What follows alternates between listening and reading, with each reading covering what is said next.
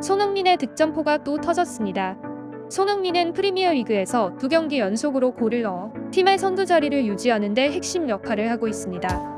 이번 경기에서의 승리로 토트넘은 시즌 무패 기록을 10경기로 늘리며 훌륭한 출발을 이어가고 있습니다. 특히 이번 경기에서 크리스털 팰리스를 2대1로 이기는 데 성공한 것은 매우 중요한 성과로 팀의 자신감을 높일 것입니다. 손흥민의 득점 능력은 토트넘에게 큰 활력을 제공하며 팀의 경기력을 높여주고 있습니다. 이날 손흥민은 탁월한 경기력을 뽐내며 주목받았습니다. 선발 출전한 그는 후반 21분에 득점을 기록하여 프리미어리그 시즌 8번째 골을 성공적으로 넣었고 팀의 승리에 크게 기여하여 경기에서 맨 오브 더 매치로 뽑혔습니다. 이번 경기에서 풀타임까지 출전했다는 점은 주목할 만한 사실입니다. 이전에는 다양한 이유로 출전 시간이 제한되었지만 이번 경기에서는 탁월한 경기력을 뽐내며 팀을 이끌었습니다. 토트넘은 이번 승리로 리그 선두 자리를 확고히 지키며 아직 10라운드 경기를 치르지 않은 맨체스터 시티와의 격차를 5점으로 벌리며 다음 라운드까지도 선두 자리를 유지할 것으로 예상됩니다. 한편 크리스털 팰리스는 이번 패배로 리그 순위가 11위로 밀렸습니다. 손흥민과 토트넘의 팀은 이러한 성과를 토대로 흥미진진한 시즌을 이어나갈 것으로 보입니다. 안지 포스테코글루 감독은 이번 경기에서 이전과 같은 4-2-3-1 포메이션을 택했습니다.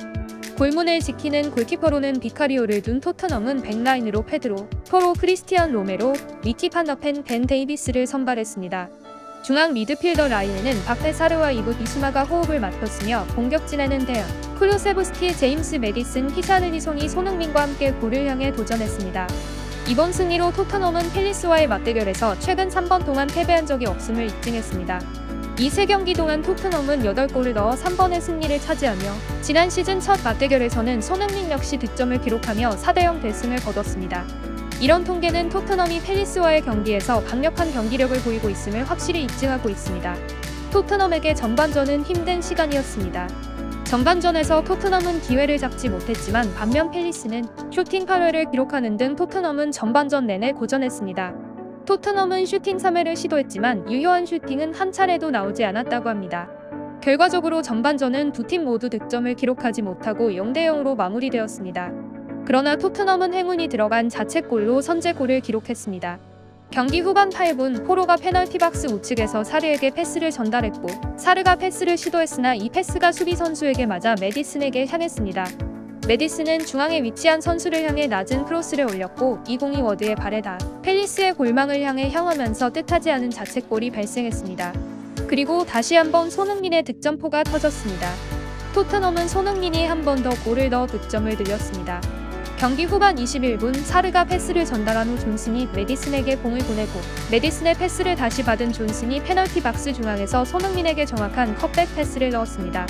손흥민은 이 슈팅을 놓치지 않고 추가골을 기록했습니다. 이로써 손흥민은 리그에서 8번째 골을 넣어 단독 2위로 올라가며 이번 골은 프리미어리그 통산 111번째 골로 사디오 마네와 디온 더블링과 함께 공동 24위에 자리했습니다. 손흥민은 토트넘의 중요한 득점 무기 중 하나로 계속해서 활약하고 있습니다. 팰리스는 경기 후반 추가 시간의 반격을 통해 골을 넣어 점수를 따라잡았습니다.